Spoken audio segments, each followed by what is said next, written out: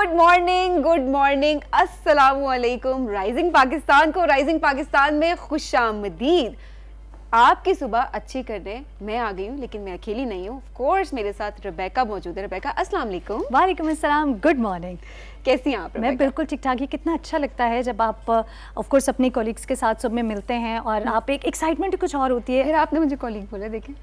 मैं बता दूं कि मैं जब भी सबीन को अपनी पसंदीदा फेवरेट फ्रेंड को मिलती हूँ, अब आके दोस्त कह रहे होंगे मतलब ये देखो हाँ टीवी पे आके लेकिन बहुत ज़रूरी होता है पॉजिटिविटी या पॉजिटिव वाइब्स जो हैं जब आप अपने कॉलीग्स के साथ शेयर करते हैं, तो मुझे लगता है कि वो आपके तमाम दिन और आपकी ज़िंदगी में एक बहुत ही पॉजिटिव असर छोड़ता है, जो हम आई थिंक अपने देखने वालों से भी यही कहेंगे कि ज़रूरी है। जिस तरह अमूमन देखा जाता है कि ख़वातीन जो है वो शायद इतनी प्लेजेंट एक दूसरे के साथ टाइम स्पेंड नहीं करती हैं, लेकिन मैं और सबीन तो वो सबको पता था, मेकअप रूम में भी आके ना गिचमिच बातें अपनी चल रही हैं, चीज़ें हम लोग देख रहे हैं और एक दूसरे को बता रहे हैं इस जोड़े के साथ ये चीज़ अच्छी नहीं लग रही, इसके साथ ये जूता बहुत अच्छा लग रहा है। तो आई थिंक ये जो एक ट्रस्ट है अपने दोस्तों पर आप लोगों को यकीनन होना चाहिए। So I trust you.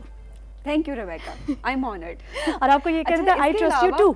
हाँ रेबेका, और इसके अलावा ये बात है कि मर्द हैं या आप खातून हैं, कोई भी हैं, मेरे ख्याल में आपके साथ जो भी लोग होते हैं उनको आपको सपोर्ट करना चाहिए, हर लिहाज से एक ऑनेस्ट ओपिनियन देना चाहिए। बिकॉज अगर आप ऑनेस्ट हैं अपनी सोच के साथ, अपने आपका अगर आपकी सोच पॉजिटिव है और आप ऑनेस्ट है, तो देन डेफिनेटली आपको भी वही मिलता है। बिकॉज ऑब्वियसली जो आप करते हैं वो आपको इन रिटर्न ज़रूर मिलता है। आई थिंक ये चीज़ रेबेका स्टार्ट होती है आपकी अपनी सोच से कि आपने खुद से किस तरह से पहले अपना कैथारसिस करना है, आपने किस तरह से अपने आप को एजुकेट करना है कि अपने इर्द गिर्द के लोगों का आप किस तरह से ख्याल रख सकते हैं। अपनी सोच बदलेंगे तो उसके बाद आप इर्द गिर्द के लोगों की सोच को बदलना शुरू कर ये उसी वक्त हो सकता है ना। नॉर्मली अदरवाइज हम कहते हैं कि हम शायद किसी दूसरे को बदल दें। ये मुश्किल काम है, बहुत आसान काम है कि आप खुद पे होमवर्क करें, अपने पे ज़रा सा होमवर्क करें और ख़ुद को बदलेंगे तो बहुत सी चीज़ें बेहतर होने लगेंगी। और आज कुछ ऐसा ही होने जा रहा है, कलरफुल, कुछ बहुत ही खूबसूरत जो है हम आपको एक ऐसी दुनिया की सैर करवाने जा रहे हैं। अब मैं ना ज़रा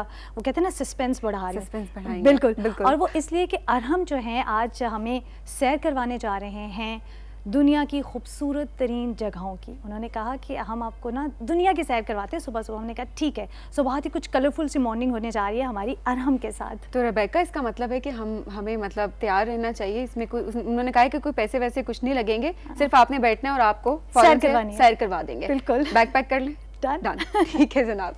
अच्छा जी, अगला सेगमेंट हमारे पास है गुड न्यूज़ का, और गुड न्यूज़ मैं और रेबेका आपके लिए लेके आएंगे अच्छी अच्छी तीन खबरें हैं जो कि इसी प्रॉमिस के साथ हम आपको सुना रहे होते हैं कि आपने खुद भी सुननी है और उसके साथ आपने दूसरों को भी सुनानी है, क्योंकि दिन का स्टार्ट हमने पॉजिटिविटी के साथ ही करना है। इसके अलावा हमारे साथ होंगे ट्रेनर काशिफ, जो कि सुबह सुबह जगाएंगे और कहेंगे उठे चलें एक्सरसाइज करें, जो कि बहुत ज़रूरी है।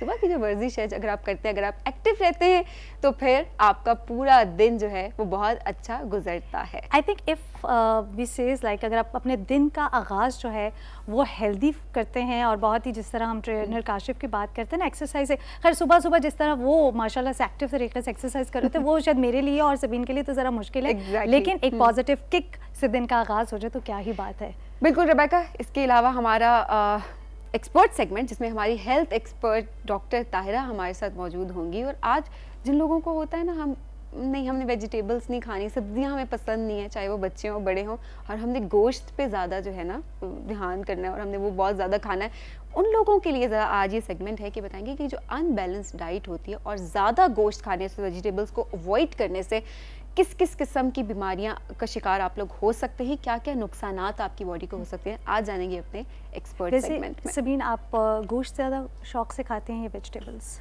मैं दोनों शौक से खाती हूँ। आई थिंक मुझे वेजिटेबल्स जो हैं वो ज़्यादा पसंद होते हैं। ज़्यादा पसंद है, मुझे भी बहुत ज़्यादा पसंद बिल्कुल रेबेका। अच्छा, इसके अलावा हमारा मेन सेगमेंट, हमारा गेस्ट सेगमेंट, उसमें हमने टेक्नोलॉजी का पूरी तरह से फ़ायदा उठाया। हमने कहा कि हमारे गेस्ट यूके में हैं, तो क्या हुआ, हम जूम के थ्रू उनसे कनेक्ट होंगे, और तौसीक हैदर साहब ने ये प्रोग्राम हमारे लिए रिकॉर्ड किया है जूम पे। डॉक्टर शाहिद कुरैशी हमारे साथ मौजूद होंगे, जो कि सीनियर एनालिस्ट BBC हैं और इसके अलावा चीफ एडिटर दी लंदन पोस्ट हैं। बहुत ज़्यादा एक्सपर्टीज़ हैं इनकी, बहुत अच्छा लिखते हैं, सिक्योरिटी के ऊपर लिखते हैं, टेररिज्म के ऊपर लिखते हैं, और भी बहुत सारी चीज़ें उनसे हम जानेंगे एक्सपर्टीज़ के बारे में, उनकी पर्सनल लाइफ से related.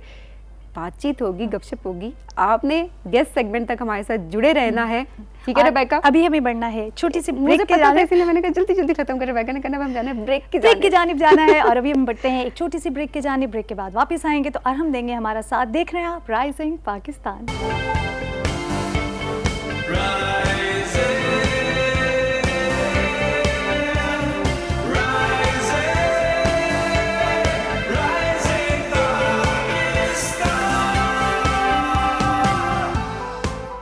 Welcome back to rising Pakistan. Rising Pakistan में एक बार फिर हम आपको खुशामदीद कहते हैं। स्टूडियोज़ में मेरे साथ मौजूद हैं अरहम, और आज हमें बताने जा रहे हैं most beautiful destination in the world. अस्सलाम वालेकुम एंड गुड मॉर्निंग। वालेकुम अस्सलाम एंड गुड मॉर्निंग। आप कैसी हैं? मैं बिल्कुल ठीक ठाक, आप कैसे हैं? मैं भी ठीक। आज आप हमें सुबह सुबह सैर पर लेकर जा रहे हैं जी। कहाँ की सैर करवा रहे हैं और कितनी खूबसूरत जगहें हैं दुनिया में जहाँ की सैर हो रही है आज?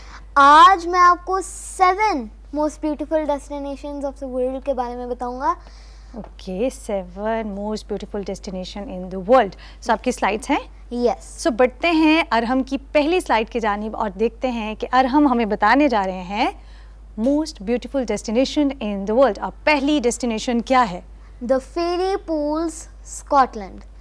ये जो फेरी पूल्स है ना, ये स्कॉटलैंड में मौजूद है और इसके अंदर ना इतनी प्यारी प्यारी वाटरफॉल्स हैं और जब पानी नीचे गिरता है बहुत प्यारी सी आवाज़ आती है और पानी के अंदर इतने कलरफुल से रॉक्स होते हैं, बहुत प्यारे लगते हैं और कितना अच्छा लगता है ना, ख़ास तौर पे जिस तरह आपने भी कहा कि पानी की आवाज़। सो वो पानी जब गिरता है ऊंचाई से नीचे ज़मीन की तरफ आता है तो वो जो उसकी खूबसूरत आवाज़ होती है ना, कभी कभी जगह भी खूबसूरत होती है लेकिन आवाज़ें भी जो है वो आपको बहुत अच्छी लगती हैं। स्कॉटलैंड की सैर करवाई, उसके बाद आप हमें कहाँ लेकर जा रहे हैं? आप हमें लेकर जा रहे हैं USA, the grand canyon national park. चले जी, हम तो सुबह सुबह USA पहुंच गए। अच्छा जी, यहाँ पे ये जो आप माउंटेन्स देख रहे हैं इसमें ऐसे तो ये रॉक्स लग रहे हैं बस, बट इनके बीच बीच में रेड कलर और ब्राउन कलर के भी रॉक्स हैं। ओके, ये जो हमें बिल्कुल प्लेन रॉक्स नजर आ रहे हैं इनके अंदर छोटे छोटे से रेड और ब्राउन कलर्स के रॉक्स भी हैं। वाह, इसका मतलब है कि ये इसलिए डिफरेंट है और बहुत ही यूनिक है कि यहाँ पर जो है कलरफुल रॉक्स आपको देखने को मिलेंगे, वरना तो नॉर्मली ये होता है ना ब्राउन कलर के या बहुत ही डार्क कलर्स के देखने को मिलते हैं जितने अच्छे आंखों को शायद नहीं लगते हैं। सो आगे बढ़ते हैं और देखते हैं कि तीसरी खूबसूरत जगह कौन सी है? हुआकाचिना। हुआकाचिना ये पेरू में और ये जो है आपको जैसे नजर आ रहा है ये साइड में पूरा डेजर्ट है, बीच में एक प्यारा सा विलेज है और यहाँ पे डेजर्ट में फिर भी उसके अंदर पानी है। क्योंकि मैं ये देखते मुझे मेरा फोकस ही उस पे था कि ये डेजर्ट तो नज़र आ रहा है, ये दरमियान में क्या है? तो ये कुछ लोग वहाँ पर जमा हुए और वो वहाँ पर रहते हैं जी, क्योंकि लाइट्स मुझे नज़र आ रही थी। और रात को जैसे आपने कहा है लाइट्स जब चलती है ना वो इतना प्यारा लगता है ना कि आप सोच नहीं सकते कितना यूनिक है। और हम देखें कि डेजर्ट में लोगों की रिहाइश भी है और दरमियान में पानी है, हमें जाना चाहिए ना। हाँ, कह रहे हैं आप अगर अब इतना सारा खर्चा कर सकते हैं तो मुझे ले चलिए। अगली आपकी स्लाइड हमें कहाँ लेकर जा रही है? प्लेटवाइस लेक्स नेशनल पार्क। ये क्रोएशिया में है और इसके अंदर 16 लेक्स हैं।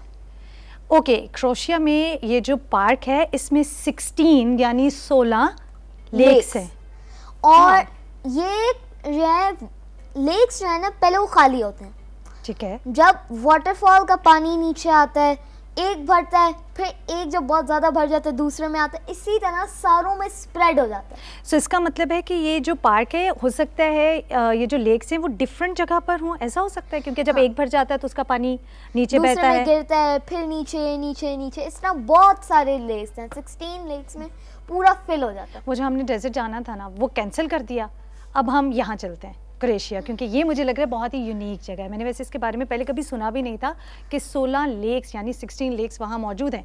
अगली स्लाइड में अरहम हमें लेकर जा रहे हैं मिलफोर्ड साउंड, न्यूजीलैंड में है ये और इसका नाम मिलफोर्ड साउंड इसलिए, जैसे मैंने आपको पहले कहा है, इसकी वाटरफॉल जब गिरती है ना ऐसा लगता है थंडर आ रही है, थंडर स्टॉर्म आ रहा होता है, और सुबह को जब सनराइज हो रहा होता है ये इतना प्यारा लगता है ना, पूरे माउंटेन्स नज़र आ रहे होते हैं, पूरा पानी नज़र आ रहा होता है, इवन माउंटेन्स का रिफ्लेक्शन जब आता है वो बहुत अच्छा लगता है। एक्चुअली वो जो आपने पिक्चर भी हमें दिखाई उस स्लाइड में भी माउंटेन्स जो हैं उसका रिफ्लेक्शन जो पानी में आ रहा है वो कितना खूबसूरत लग रहा है। वैसे ये वाला जो आपने हमें स्लाइड दिखाई है इसमें माउंटेन से पानी नीचे वाटरफॉल आता है?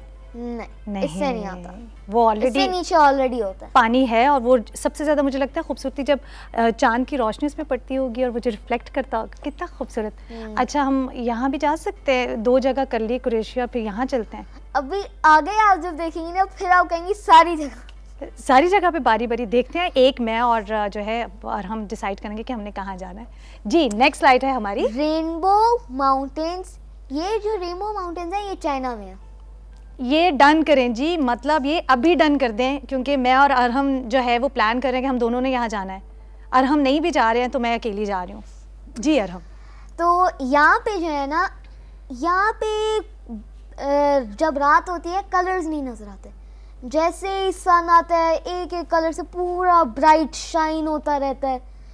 और ये शुरू में जब मैंने ये देखा तो मुझे ऐसा लग रहा था कि ये इन्होंने खुद पेंट किया होगा, बट मुझे खुद पता चला फिर कि ये खुद ही नेचुरली हो जाते हैं। अच्छा, ये जब इस पे रिफ्लेक्शन पड़ता उसके बाद ये कलर्स नजर आते हैं या ऑलरेडी ये है इतनी कलरफुल जगह? ये ऑलरेडी इतनी कलरफुल है, और रात को तो मैंने आपको कहा नजर नहीं आता, सुबह को बहुत अच्छा लगता है। कितना खूबसूरत लगता होगा ये। और हम वो वैसे ना, अब मैंने सारी जगह जाना तो हर जगह पे है, लेकिन चाइना वाली हम डन कर लें प्लीज़, आप एग्री करें क्योंकि मैंने और आप नहीं जाना है, सही है। और अगली स्लाइड क्या है अरहम की? अगली स्लाइड की जानी पड़ते हैं जी। कैपाडोकिया तुर्की। कैपाडोकिया तुर्की, तो इस जगह में बहुत सारे माउंटेन्स भी हैं और उसके ऊपर ये इसका नाम रखा गया the land of fairy chimneys. The land of fairy chimneys, okay. और ये तुर्की में है? यस। और इसकी ब्यूटी कुछ अलग एंगल से नज़र आती है, तो इसीलिए उन्होंने वहाँ पे हॉट एयर बलून्स की जगह बनाई हुई है, जहाँ पे आप हॉट एयर बलून के अंदर बैठकर ऊपर से पूरी की व्यू ले सकते हैं। इतना खूबसूरत है ये जगह, तो देखी भी है किसी ने? देखी भी है किसी ने? मुझे नहीं, आपने नहीं देखी। मैं तो आप इकट्ठे जा रहे हैं ना, हम दोनों के तो प्लान्स हैं इकट्ठे जाने के। मुझे लगता है मेरे कान में बताया गया किसी ने जगह देखी है, वो बात अधूरी रहेगी, लेकिन मुझे समझ में आया हमारे कंट्रोल रूम में है कोई बहुत एक्साइटेड। जी, हमारे प्रोड्यूसर साहब हैं, वो कह रहे हैं हमने ये जगह देखी हुई है और ये इतनी खूबसूरत है, मतलब ज़्यादा पिक्चर, क्योंकि हमारे पास एक तस्वीर है, लेकिन जब रियलिटी में आप उस जगह पे जाते हैं तो वो और खूबसूरत नज़र आती है। और आपकी कोई स्लाइड है? और नहीं, स्लाइड नहीं है। चलो बस अच्छा हो गया स्लाइड ख़त्म हुई, ताकि मैं और अरहम जो है वो आराम से बैठ के ना सेगमेंट के दौरान ही तय कर लें कि हम दोनों ने कहाँ जाना। आप कहाँ जा रहे हैं? हम इन 7 जगहों में से बता दें। मुझे जो है वो रेनबो माउंटेन जो है ना वो बहुत प्यारे लगे। रेनबो वाला चाइना? तो हम मुझे भी वहीं साथ ले जाओ, क्योंकि मैं खुद भी एक्चुअली कलर्स मुझे खुद भी बहुत अच्छे लगते हैं, तो आई थिंक इस वजह से जो है, और चाइना हमारे नेबर्स में भी है ना, तो हम दोनों वहीं चलते हैं। और हम thank you so very much, बहुत ही अमेजिंग आज आपका टॉपिक था और मुझे बहुत अच्छी अच्छी जगह जो है वो देखने को मिली। Thank you so very much, have a great day. अरे जी, अभी हमें बढ़ना है छोटी सी ब्रेक के जाने। ब्रेक के बाद जब वापस आएंगे तो मैं और सबीन देंगे आपका साथ। सेगमेंट होगा गुड न्यूज़, ये है राइजिंग पाकिस्तान।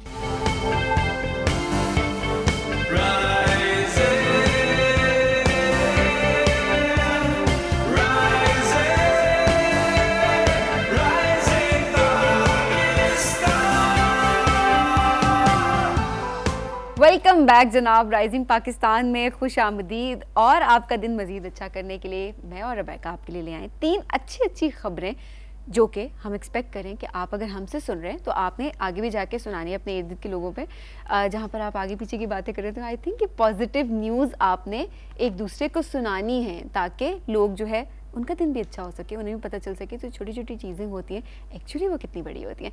रबैका, छोटी छोटी एक बार फिर से अस्सलाम वालेकुम। वालेकुम अस्सलाम।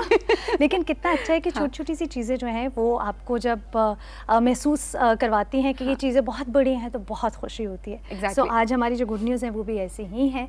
बढ़ते हैं आज की पहली गुड न्यूज़ के जानिब। और बात जो है वो सिर्फ हिम्मत की होती है सबीन, हम देखते हैं, वरना कुछ भी जो है वो नामुमकिन नहीं है। इंसान जब भी कुछ सोच लेता है तो वो कर गुजरता है। और ख़ासतौर पे जब बात की जाती है ना ख़वातीन की, तो ख़वातीन बहुत बाहिम्मत हैं और वो किसी भी शोबे में मर्दों से जो है वो पीछे नहीं, बल्कि मर्दों के शाना बशाना काम करती हैं। हम आपको बताने जा रहे हैं गाशम बर्म स्कर्दू से ताल्लुक़ रखने वाली नाइला कियानी के बारे में, जो एक बाहिम्मत खातून हैं। और ये यानी नाइला जो हैं वो गाशर बर्म को सर करने वाली पहली खातून होने का एजाज़ रखती हैं। गाशर बर्म 2 पाकिस्तान की मुश्किल तरीन चोटियों में से एक है। नाइला से पहले तक पाकिस्तानी ख़वातीन में से अभी तक किसी भी खातून ने ये जो चोटी है, जिसमें 8000 मीटर की 5 चोटियाँ शामिल हैं, कोई भी सर नहीं की थी। और नाइला ने ये मुहिम अपने बच्चे की पैदाइश के सिर्फ 7 माह बाद शुरू की थी। नाइला, हम सबको आप पर फ़ख्र है। बिल्कुल रेबेका, हमने पिक्चर्स पे जिस तरह देखी कि कितनी बर्फ़ इर्द-गिर्द, मतलब जो इन्वायरमेंट है वो बिल्कुल भी फ्रेंडली नहीं होता इन जगहों पे, स्पेशली जब आप जा रहे होते हैं तो बहुत ज़्यादा आपको इसके अंदर हिम्मत चाहिए होती है, बहुत ज़्यादा स्ट्रेंथ चाहिए होती है अपने अंदर। इस फिज़िकल स्ट्रेंथ से ज़्यादा आप में जो मेंटल स्ट्रेंथ है ना, वो इसमें बहुत ज़्यादा मैटर कर रही होती है। बिकॉज कहा जाता है अमूमन के ख़वातीन फिजिकली जो है वो इतनी स्ट्रॉन्ग नहीं होती, लेकिन डेफिनेटली आप अपने ऊपर काम कर सकते हैं, हमेशा काम करेंगे। अगर आपने एक चीज़ को अचीव करना, आपका गोल है ज़िंदगी में, तो देन आप क्या नहीं अचीव कुछ मुश्किल नहीं है। और देखिए सबीन, जैसे हम नाइला की बात करें तो नाइला जैसी बाहिम्मत ख़वातीन जो हैं वो यकीनन हम दोनों के लिए, हमारे देखने वाली जितनी भी ख़वातीन ख़ास तौर पे जो हमें इस वक्त देख रही हैं, वो उनके लिए हिम्मत का बाइस इसलिए है कि हम देखते हैं और हमें पता भी है कि अमूमन जब हम बात करते हैं माउंट एवरेस्ट की, तो माउंट एवरेस्ट को तकरीबन सालाना अगर हम देखें तो 4000 से ज़्यादा लोग जो है वो उस चोटी को सर करते हैं। लेकिन पाकिस्तानी जो चोटियाँ हैं वो खासी मुश्किल हैं, दुश्वार रास्ते हैं, तो उनको सर करना बड़ा मुश्किल होता है। लेकिन नाइला ने ये कर दिखाया। रेबेका, अगली न्यूज़ भी मेरे पास पाकिस्तान से है और बहुत ज़बरदस्त खबर है मेरे पास, क्योंकि मुझे घूमने फिरने का बहुत शौक है। क्या ऐसी चीज़ें जब आती हैं तो मुझे बहुत खुशी हो जाती है। अच्छा, अगली खबर जो है वो आपको पता है, जिस तरह से टूरिज़्म जो होता है वो किसी भी मुल्क की जो इकॉनमी होती है उसकी बैकबोन होती है, सही है। अब जो हुकूमत पाकिस्तान है उसने भी बहुत ज़्यादा काम इस पे शुरू कर दिया है और बहुत सारे ऐसे इकदाम किए जा रहे हैं जिससे टूरिज़्म को प्रमोट किया जा सके।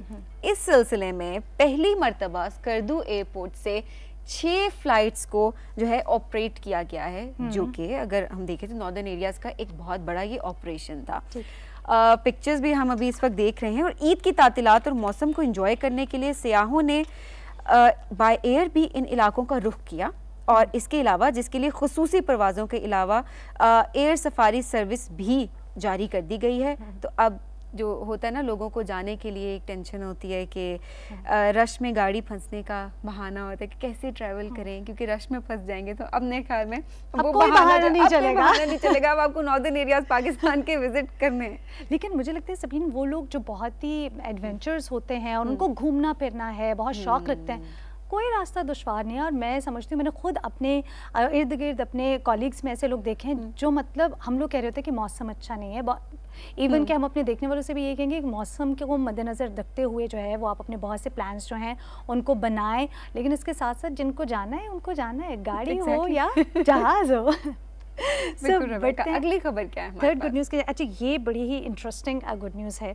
और दुनिया मज़ीद तरक्की करती जा रही है और हम हर दिन अपने ही इस सेगमेंट में कुछ ना कुछ ऐसा शामिल करते हैं कि हम कहते हैं अच्छा अब ये भी हो गया, अच्छा अब ये हमने सुना था कि शायद ये अभी तक हुआ नहीं, ये भी हो गया। इलेक्ट्रॉनिक व्हीकल्स तो हमने सुना ही है, आ चुकी हैं, इलेक्ट्रिक मोटरसाइकिल, फिर इलेक्ट्रिक कार्स, और अब आने वाला है electric truck. Oh my God, ये वाकई गुड न्यूज़ है। स्वीडन में इलेक्ट्रिक ट्रक पर काम मुकम्मल हो चुका है और जल्द ही इसको लॉन्च भी कर दिया जाएगा। बहुत जल्द ये ट्रक पूरी दुनिया में अवेलेबल होगा। लेकिन हम आपको बताने जा रहे हैं कि इस पर आप जो है ट्रक आर्ट में अगर आप घूमना चाहते हैं, काम करना चाहते हैं, वो तमाम तो चीज़ें एक जगह, अगर ये ट्रक पाकिस्तान में आ गया तो हम इस पर पाकिस्तानी ट्रक आर्ट से इसको डेकोरेट करेंगे। मतलब ये कितना खूबसूरत है, लेकिन सादा सादा ऐसा लग रहा है ना, मतलब इतना अच्छा। मैं ये कहती हूँ कि एक तो जब इस तरह की इनोवेशंस आती हैं तो जो लोगों के, इंसान की जो एफर्ट है ना, वो किसी तरीके से कम भी हो जाती है। क्योंकि डेफिनेटली इतनी बड़ी एक सवारी को चलाना ये भी एक बहुत मुश्किल काम है। एक तो ये इसके अंदर एक फ़ायदा है, दूसरा ये कि हमारा जो पाकिस्तानी ट्रक आर्ट है रेबेका, उसकी तो कोई मिसाल तो पूरी दुनिया में एक तरह से मशहूर है। तो वो डेफिनेटली हम अगर पाकिस्तान में आता है तो ट्रक आर्ट, देखिए ट्रक आर्ट के बगैर ट्रक को रोड पे अगर हम देखेंगे तो हमें ज़रा सा रूखा रूखा सा सादा सादा सा लगेगा। इवन मैं तो इस बात पे बहुत खुश होती हूँ सबीन कि पाकिस्तानी ट्रक आर्ट पूरी दुनिया में बहुत पसंद किया जाता है, पॉपुलर है। मगर ख़ास तौर पे जब वो ऐसे लोग जो बाहर के ममालिक से पाकिस्तान में आते हैं और वो ख़ास तौर पे इवन कुछ ऐसे हम देखते हैं ना कि बर्तन जो है उन पर या कुछ ऐसे डेकोरेशन पीसेस भी होते हैं जिन पर ट्रक आर्ट किया जाता है, तो एक मखसूस उसमें बहुत से रंगों का इस्तेमाल होता है, वो ख़ास तौर पे अपने मुल्क वापस लेकर जाते हैं, तो वो एक बहुत मुझे खुशी होती है कि खुशी होती है। ऑब्वियसली आपका जो कल्चर होता है बेसिकली वो आपकी आइडेंटिटी होता है, तो आप कहीं भी जाते हैं अगर तो अब पूरी दुनिया को इस चीज़ का पता है कि अगर ये ऐसा आर्ट है तो डेफिनेटली ये पाकिस्तानी ट्रक आर्ट ही है। आर्ट है। Thank you so very much Sabeen, आज हम दोनों ने बड़ी अच्छी अच्छी खबरें जो है वो शामिल की। एक दूसरे को थैंक यू बोलना चाहिए। बिल्कुल ऐसे ही। अभी हमें बढ़ना है जी छोटे से ब्रेक के जाने, ब्रेक के बाद जब वापस आएंगे ट्रेनर काशिफ देंगे हमारा साथ। देख रहे हैं आप राइजिंग पाकिस्तान।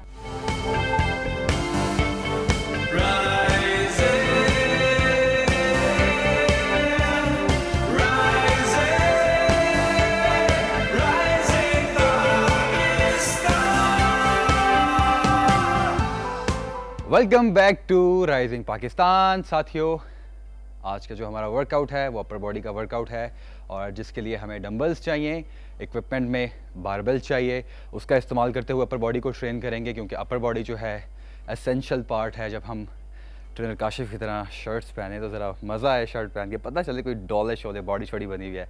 तो साथियों आगाज़ करते हैं जल्दी से। हमने कुछ डंबल्स को यूज़ करना है और बारबेल में हमने प्लेट्स हैंग की हुई हैं, लगाई हुई हैं। वो डिपेंड करता है अगेन, जैसा कि हमेशा हम आपको कहते हैं कि आपने अपनी स्ट्रेंथ के अकॉर्डिंग वेट को यूज़ करना है, ना कि आप देखें कि हैवी वेट लिफ्ट करना है, नहीं, जितना आप वेट लिफ्ट कर सकते हैं।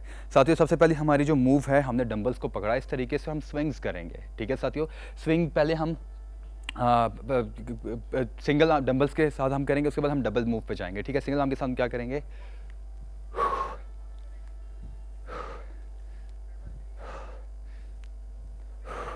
बेंट होना है, आपने बैठना है साथियों। एंड अब देखिए कि मैं बिल्कुल अपनी आर्म को डेड लॉक कर रहा हूँ, ठीक है साथियों, बिल्कुल स्ट्रेट है, डंबल को छोड़ना नहीं है आपने, नाइस एंड कंट्रोल।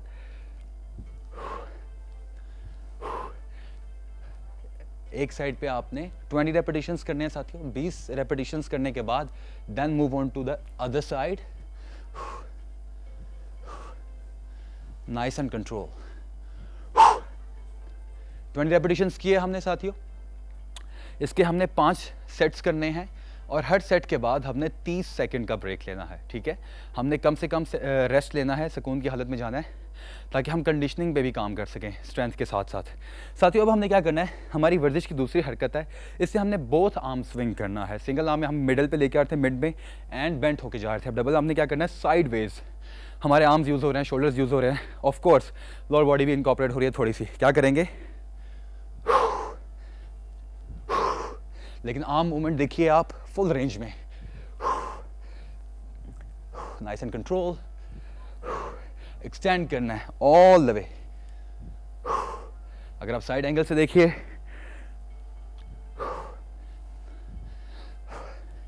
साथियों इसके 25 रेपिटेशंस करने हैं। पहली जो हमने वर्जिश की हरकत की थी 20 रेपिटेशंस किए, इसके हमने 25 रेपिटेशंस करने हैं, लेकिन सेट हमारे होंगे 4। पहले के हमने 6 सेट्स किए थे और इसके हमने क्या करना है, 4 सेट्स करने हैं। फुल स्विंग्स करने हैं साथियों, फुल स्विंग में पूरा वर्कआउट करना है स्विंग के साथ। अगली जो हमारी वर्जिश की हरकत है साथियों, इसमें हमने क्या करना है, हमें सिंगल डंबल दरकार होगा। 3 सेट्स करेंगे और हमने रेपिटेशंस करने हैं 18 रेपिटेशंस। किस तरीके से, पुशअप्स पोजीशन में आएंगे, डंबल को यूं साइड पे रखा and all the way switch करते जाएंगे। बॉडी वेट भी शिफ्ट हो रहा है and you are lifting the weight and रख रहे हैं यहाँ पे ऑल द वे उठा के, लिफ्ट करके, dropping there and keep moving your body. 18 repetitions कैसे काउंट होंगे, 1 1 ऑल द वे, 2 2 3 3। और दोस्तों इसमें एक और वेरिएशन ये है कि आप डंबल को यहाँ रख दें, यहाँ रख दें, and then move over here, and then move to over here, यहाँ पे। ये एक इसकी वेरिएशन आप कर सकते हैं।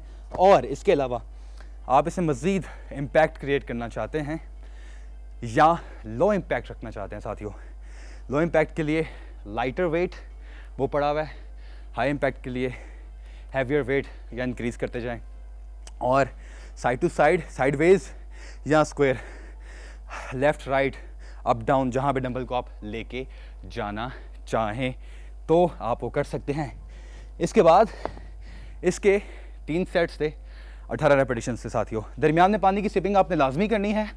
और जो हमने वर्जिश की हरकत अभी की, इसमें हमें ब्रेक चाहिए 1 मिनट का। उससे पहली 3 हरकत का 30 सेकंड का, अब हम 1 मिनट ब्रेक लेंगे, ठीक है, हर वर्जिश की हरकत के बाद। All the way full extend करना है, अपर बॉडी को लिफ्ट करना है, lower body is locked.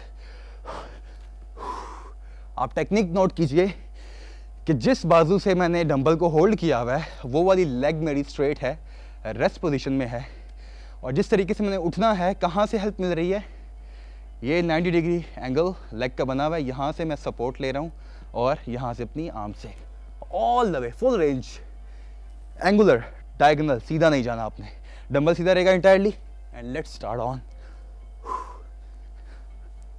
All the वे।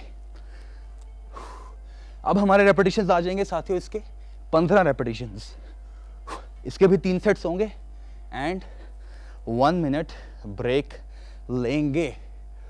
इसके बाद चेंज की हमने other side, don't forget to train your other side, nice and control, full range all the way up. ठीक है साथियों, कितने रेपिटेशंस मैंने बताए हैं इसके आपको?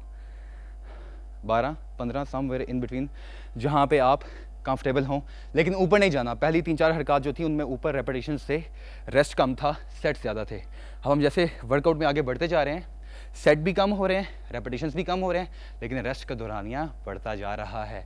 Yes exactly. अगली हमारी वर्जिश की हरकत जो है साथियों, वो है हमने बारबल लिया, ठीक है, और वेट जितना मैंने आगाज़ में बताया जो आप लिफ्ट कर सकते हैं, क्लोज ग्रिप गए हम लोग, ठीक है, अपराइट रो करेंगे, nice and control, back straight को nice and tight and higher all the way. कोनी मेरी देखें ऊपर है, ऑल द वे डाउन। साथियों इसके 10 रेपिटेशंस चाहिए, नाइस एंड कंट्रोल, 3 सेट्स चाहिए, ठीक है, और 1 मिनट से 1.5 मिनट तक का इसका ब्रेक होगा हर सेट के दरमियान।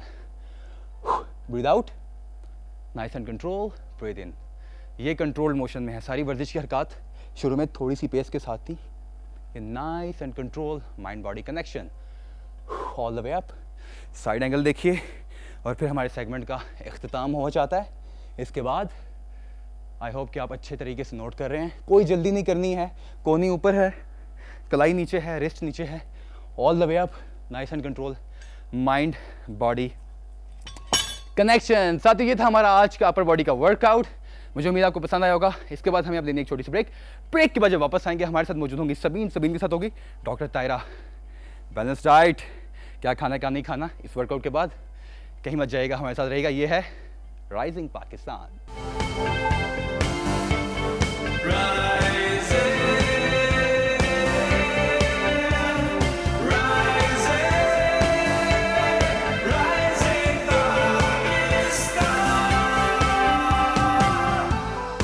वेलकम बैक जी राइजिंग पाकिस्तान में एक मतलब फिर से खुश आमदीद। यकीनन आपका दिन बहुत अच्छा गुजर होगा हमारे अच्छे अच्छे सेगमेंट्स देख के। तो अभी एक और अच्छा सा सेगमेंट का वक्त हुआ जाता है राइजिंग पाकिस्तान में, जो है हमारा एक्सपर्ट के सेगमेंट। और आज ज़रा जो लोग कहते हैं कि उनको सब्जियां नहीं पसंद इतनी ज़्यादा, जो सिर्फ गोश्त खाते, या वो लोग जो सिर्फ हमेशा एक ही चीज़ खाते रहते हैं, हमने एक सीरीज़ स्टार्ट की और हमने कहा कि हम क्यों ना बात करें कि अनबैलेंस्ड डाइट जिन लोगों की होती है उसके क्या नुकसानात होते हैं। हम ज़रा आपको पहले से वार्न कर दें ताकि आप अपनी ईटिंग हैबिट्स को ठीक कर सकें। मेरे साथ इस वक्त मौजूद हैं हमारी health expert doctor Tahira Shahid. अस्सलाम वालेकुम। अस्सलाम वालेकुम, क्या हाल है आपका? मैं बिल्कुल ठीक हूँ, आप कैसी हैं? बिल्कुल ठीक। तो आज जो हम बात कर रहे हैं ये जो अनबैलेंस डाइट की, और नेक्स्ट किस्तों में हम ये भी बात करेंगे कि बहुत ज़्यादा मीठा खाने से क्या होता है या बहुत ज़्यादा सब्जियां, लेकिन आज गोश्त वाले जो है ना, और ये बहुत ज़्यादा हमारे यहाँ मेजॉरिटी लोग हैं जिनके सालन जो है वो रोज़ गोश्त का ही होना चाहिए, वो हर फॉर्म में उन गोश्त ही खाते रहते हैं। तो हम बात करेंगे कि ये बहुत ज़्यादा गोश्त खाने से कौन कौन से प्रॉब्लम्स हो सकते हैं। तो उनमें एक बहुत सारी बीमारियाँ आती हैं। सबसे पहले आती है आपकी गाउट आती है, जैसे हम रेज्ड यूरिक एसिड कहते हैं, वो क्या होता है उसकी डिटेल पे मैं अभी जाती हूँ। फिर आपकी हार्ट डिजीजेज आती हैं, दिल के अमराज आते हैं। दिल के अमराज से रिलेटेड होता है आपका दिल का दौरा पड़ना या फिर फालिज का अटैक होना। उसी के साथ मोटापा आ जाता है। जब आप मोटे हो जाते हैं, मोटापा होता है, तो उसके साथ अपने मसाइल होते हैं, जैसे जोड़ों का दर्द भी हो गया, बाकी हार्ट का मसला हो गया। फिर ज़ियाबतीस भी इससे लिंक्ड होती है, आपकी ज़ियाबतीस भी ज़्यादा हो सकती है, और बेशुमार और मसाइल है, लेकिन ये वो मेन मसाइल है जो ज़्यादा गोश्त खाने से होते हैं। और सबसे बड़ी बात, सबसे पहले मैं आती हूँ जैसे हम गाउट कहते हैं या रेज्ड यूरिक एसिड। और उसमें क्या होता है, आपने देखा होगा कुछ लोग होते हैं उनका जो बड़ा अंगूठा है, बिल्कुल जो आपका टो होता है, बिग टो, वो अचानक जो है बहुत ज़्यादा सूज जाएगा, लाल हो जाएगा, उसमें सख्त किस्म की दर्द हो जाएगी। और साथ ही बहुत सारे और जोड़ भी हैं, जैसे आपके हील हो गया या आपका ये हिप जॉइंट हो गया या दूसरा जोड़ जो है वो अचानक बहुत ज़्यादा रेड भी हो जाता है, स्वेलिंग भी होती है, और किसी भी जगह पे जहाँ पे सोजिश होती है वहाँ पे दर्द होती है, एक तो सोजन होती है और वो जगह गर्म भी हो जाती है। हम सोचेंगे ओ ये शायद कोई स्किन का मसला है या पता नहीं मुझे कोई जोड़ों का मसला है, लेकिन ये असल मसला इसलिए हो रहा है कि आपका यूरिक एसिड बढ़ गया है। और ये यूरिक एसिड तभी बढ़ता है जब आप हद से ज़्यादा गोश्त खाते हैं। फिर आपको उसका स्पेसिफिक इलाज करना जो है वो बेहद ज़रूरी है। उसमें ये नहीं है कि आप खाली पेन किलर्स खा लें। उस वक्त उस पेन को सबसाइड करने के लिए आप डिफरेंट किस्म के जो NSAIDs होते हैं, जैसे non steroidal anti inflammatory drug भी हम कहते हैं, जिसमें डिस्प्रिन वगैरह भी होती है, और जिसके अंदर आपकी बेसिकली जैसे डिक्लोफेनाक होती है वो दी जाती है। ठीक है। अच्छा डॉक्टर साहिबा, जोड़ों की आपने बात की, इसमें ज़्यादातर लोग ये कहा जाता है हमारी सोसाइटी में कि ज़्यादा गोश्त नहीं खाना चाहिए, उससे जोड़ों के मसाइल जो है वो पैदा हो जाते हैं।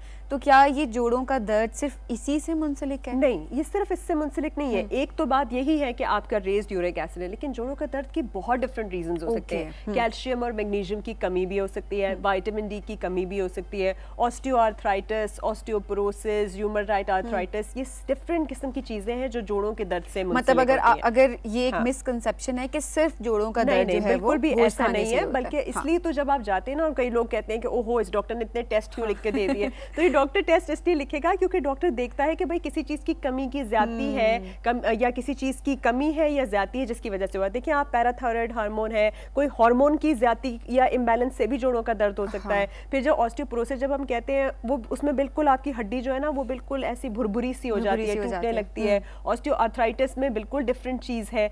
तो ये सारी डिफरेंसेस है, इसलिए जो है डॉक्टर आपका एक्सरे भी करता है, आपका कैल्शियम, मैग्नीशियम, विटामिन डी, वो आपका जो RA फैक्टर है, वो सारे टेस्ट करने के बाद और यूरिक एसिड टेस्ट करने के बाद डिसाइड करता है कि भाई रीजन क्या था। तो अगर यूरिक एसिड आपका बड़ा होगा तो फिर ऐसी दवाइयाँ दी जाती हैं जिससे यूरिक एसिड की या तो प्रोडक्शन कम हो या उसका एक्सक्रीशन, मतलब वो बदन से निकलना शुरू हो जाए। अच्छा डॉक्टर साहिबा, हार्ट की डिजीजेस कौन कौन सी ज्यादा गोश्त खाने से या अनबैलेंस डाइट से बिल्कुल होती वो है? बहुत ज्यादा होती है। अब देखिए हम कहते हैं ना अचानक उस बंदे को हार्ट अटैक हो गया, ये इतना अचानक नहीं होता। ये प्रॉब्लम ये कि हम अपने नंबर्स को बिल्कुल नहीं देखते, हम ये चेक ही नहीं करते कि हमारे हार्ट के अंदर कहीं पे जो बहुत सारे डिफरेंट ब्लड वेसल्स है ना, मतलब पाइप से आ रहे हैं। आप सोचें आप गाड़ी की तो सर्विसिंग करा रहे होते हैं, गाड़ी का इंजन ऑयल भी बदल रहे होते हैं, फिर वो एक काड़ी डालता है गाड़ी के अंदर, निकालता है और कहता है देखिए कितनी काली हो गई, कितना ग्रीस आ गया। पर आप ये नहीं देखते कि हार्ट के अंदर वही ग्रीस कैसे आ गया। तो जब आपके हार्ट को जो ब्लड सप्लाई आ रही है और जो हार्ट ने डिफरेंट जगहों पे जाना है, दिल ने उधर आ जाएंगे ना, आपका चर्बी बढ़ती चली जाएगी।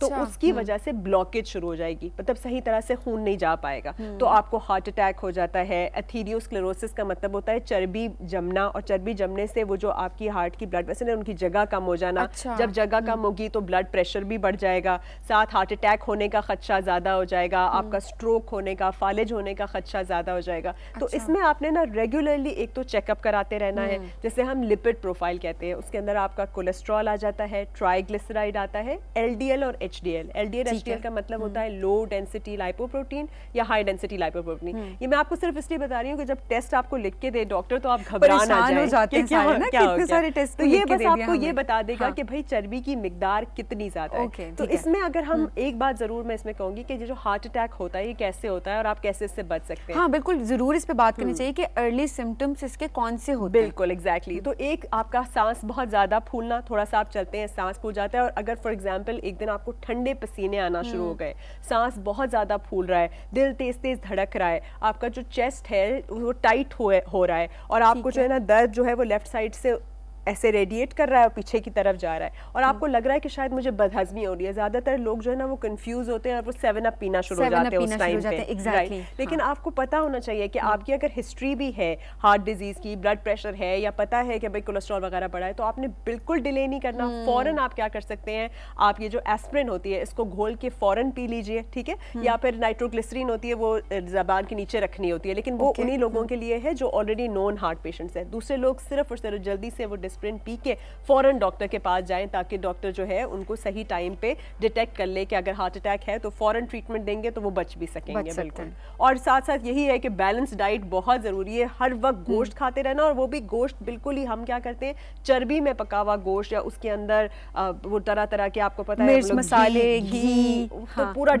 भुना हुआ सालन बेसिकली जो होता है वो आप ऑलिव ऑयल में बनाएं, और कोशिश करें कि गोश्त सिर्फ और सिर्फ आपने रेड मीट नहीं खाना, आपने थोड़ा रेड मीट खाना है, थोड़ा व्हाइट मीट खाना है, उसमें चिकन भी हो, फिश भी हो, डिफरेंट वेजिटेबल्स भी हो, हर किस्म का कंपोनेंट डाइट में होगा तो वो बैलेंस्ड होगा, आपको सारी चीजें एग्जैक्टली क्योंकि डॉक्टर साहब बॉडी को आपकी हर तरह की चीज की जरूरत होती है, तो डेफिनेटली जो चीज आपको वेजिटेबल्स से मिल सकती है वो आपको गोश्त से नहीं मिल सकेगी, और जो गोश्त से मिल सकती है डेफिनेटली वो वेजिटेबल्स से। बहुत ज्यादा ये जो हम करते हैं ना, बहुत ज्यादा प्रोटीन डाइट भी करते हैं। अब देखिए आप बहुत सारी डाइट्स भी फैशन में आ गई थी जिसमें सिर्फ प्रोटीन्स, वो बहुत जो है ना आपके बुरे असरात करती है, ना सिर्फ आपकी हार्ट हेल्थ पे बल्कि मोटापे पे, बल्कि फैटी लिवर भी कॉज कर देती है, आपके लिवर के ऊपर भी चर्बी आ जाती है, और दूसरे नंबर पे आपके क्योंकि वो बहुत ज्यादा उसमें प्यूरिन्स इन्वॉल्व होते हैं, अमाइनो एसिड्स इन्वॉल्व होते हैं, तो उसमें आपकी एक्सक्रीशन मतलब आपकी किडनीज पे भी उसका जोर पड़ता है। तो हमने ना एक ही डाइट के ऊपर फोकस नहीं करना होता। आपको पता आजकल बहुत सारी फैट डाइट्स हैं, कीटो कुछ लोग फॉलो कर रहे हैं, कुछ ये कर रहे हैं, ये गलत कॉन्सेप्ट है कि सिर्फ कीटो डाइट की तरफ लोग जा रहे होते हैं। या मुझे लगता है कि अगर आप डाइटिंग भी कर रहे हैं तो आपका जो ट्रेनर है वो आपको बैलेंस, आपको एक डाइट प्लान बैलेंस बना के देता है जिसमें आपके हर तरह के, आप एक तरह की चीज खाना शुरू कर दें, आपके तो आप रोटी बिल्कुल नहीं खानी, या फिर उसका भी तो कोई होगा ना, उसके बिल्कुल साइड इफेक्ट्स होते हैं। आप देखिए ये लोग पतले तो होकर आ जाते हैं, लेकिन एक तो वो ज्यादा देर सस्टेन नहीं करते, दूसरा उनकी जिगर पे असरात है, उनके हार्ट के ऊपर उनके नंबर्स बिल्कुल जो है वो डिस्ट्रॉयड है। फिर आप उनको देखेंगे आंखों के नीचे हल्के होंगे, बाल झड़ रहे होंगे, फिर वो स्किन वालों के पास भाग रहे होते हैं कि भाई अब हमारी स्किन में ग्लो नहीं आ रहा हमारे, बट दैट इज नॉट, वो इसीलिए है क्योंकि आपने इतनी अनबैलेंस्ड डाइट खाई है। सो डॉक्टर साहब ये बिल्कुल ठीक बात भी तो करते हैं ना, you are what you eat. Exactly. तो आपको जितने भी मसाइल हो रहे होते हैं, आपके स्किन बालों के मसले, तो वो सारी चीजें आपकी डाइट से जरूर मुंसलिक होती है, वो उससे उसके साथ लिंक्ड होती है। हाँ, और ये जो ट्रेनर काशिफ इतनी मुश्किल किस्म की हमें एक्सरसाइजेस करा रहे होते हैं ना, हमें इतनी एक्सरसाइज भी ना करनी पड़े अगर हम बैलेंस डाइट खा लें, तो हमें ये ओबेसिटी, मोटापा, इन सारी चीज़ों से हमारी वैसे ही जान छूट जाए, हम एक्टिव भी रहें।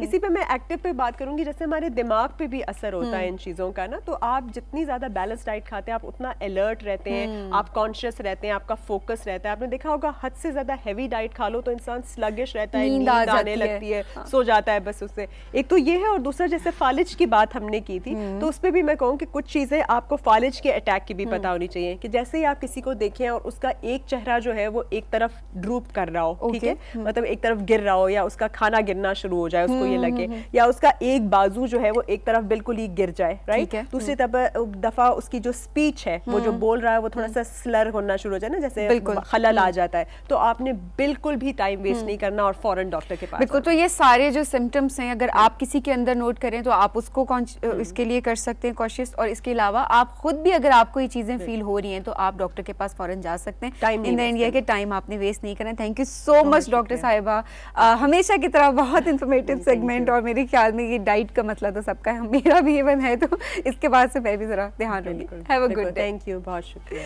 नाज़रीन अब चलेंगे एक ब्रेक की जानिब, और जब ब्रेक से वापस आएंगे तो हमारे साथ मौजूद होंगे तौसीक साहब, हमारी मुलाकात करवाएंगे जूम के थ्रू हमने फिर जो है ना टेक्नोलॉजी का ज़रा फ़ायदा उठाया। यूके बेस्ड है डॉक्टर शाहिद कुरैशी, जो कि सीनियर एनालिस्ट हैं BBC, और इसके अलावा chief editor the London post. और इसके अलावा आपकी एक्सपर्टीज़ हैं बहुत सारे सब्जेक्ट्स पे, सिक्योरिटी पे आप लिखते हैं, टेररिज्म पे आप लिखते हैं। तो आज ज़रा तौसीक हैदर साहब हमारी उनसे मुलाकात करवाएंगे और हम ज़रा जानेंगे कि उनकी एक्सपर्टीज़ क्या हैं और किस तरह से वो कंट्रीब्यूट करें अपनी फील्ड में। कहीं जाइएगा मत, देखते रहिए राइजिंग पाकिस्तान।